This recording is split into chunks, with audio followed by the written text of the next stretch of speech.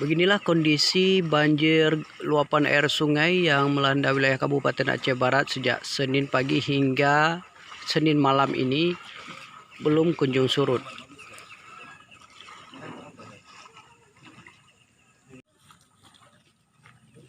Warga masih tetap beraktivitas di kawasan permukiman penduduk ini yang tergenang banjir karena hingga saat ini mereka tidak tahu harus mengungsi kemana. Dan rumah mereka yang terendam oleh air hingga saat ini masih bertahan.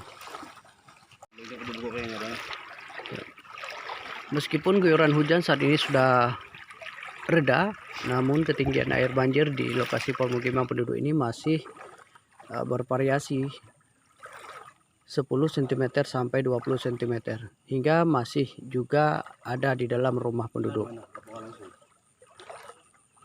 Dari lokasi Pesi Masjid, Kecamatan Merubo, Aceh Barat, Anwar Yunus melaporkan.